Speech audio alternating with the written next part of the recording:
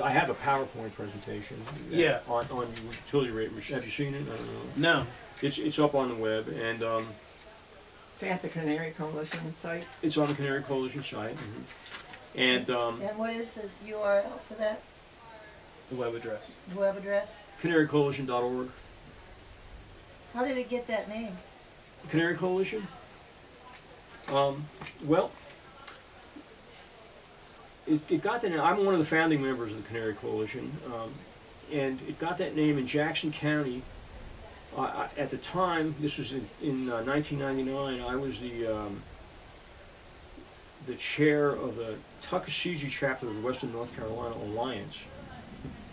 And we were doing a series of presentations on important environmental issues.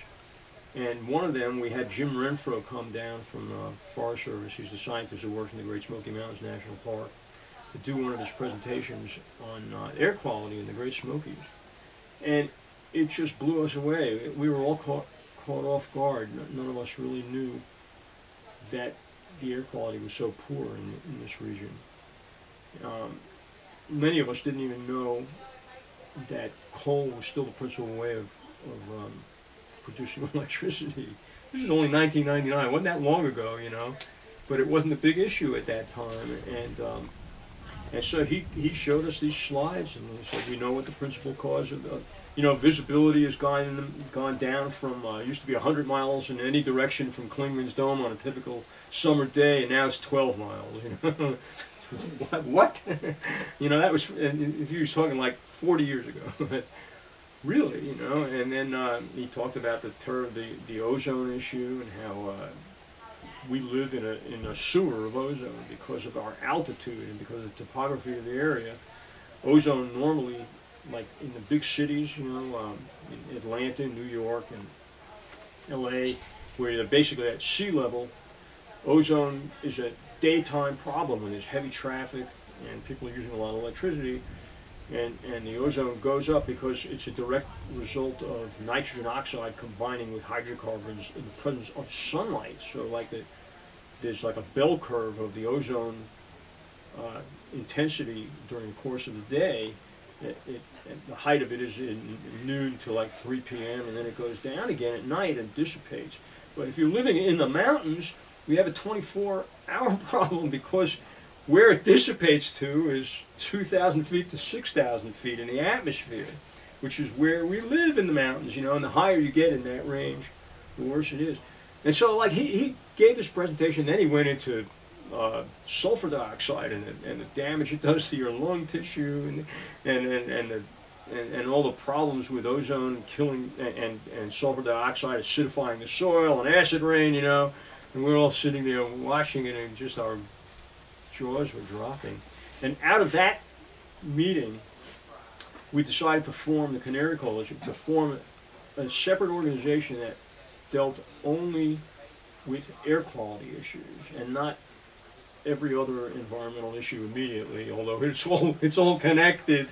But we decided that we could have a much greater appeal to a much broader audience, regardless of their political affiliation or economic strata, if we just focus on air quality issue, because everybody is concerned about their health and breathing. It's not just an environmental issue, it's a health issue. And we decided to call it the Canary Coalition because of the canary in the coal mine, and we were the ones who were warning everybody else about the air quality in our region. And as soon as we formed the Canary Coalition, our activities were endorsed by the Chamber of Commerce in Jackson County.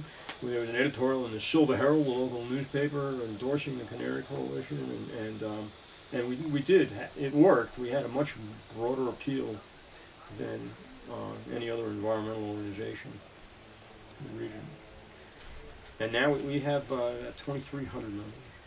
Really? Is the Chamber of Commerce still supporting you? They haven't retracted it. We have, when we butt up against Duke Energy directly, I don't know how the Chamber of Commerce feels about that, but they haven't retracted their. Interesting. Yeah. Their support. No, we have very strong community support. And we are financially relatively stable because of that support. That we're entirely supported by our membership, which includes some very large donors and a multitude of small donors.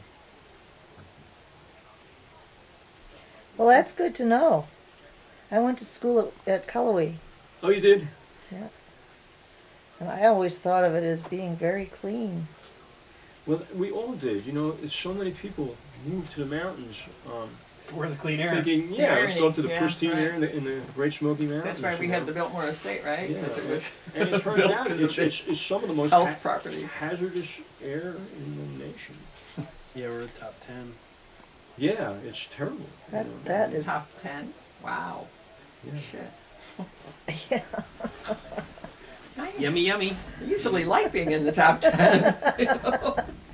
Yeah, some things you like to win and some you don't. Yeah.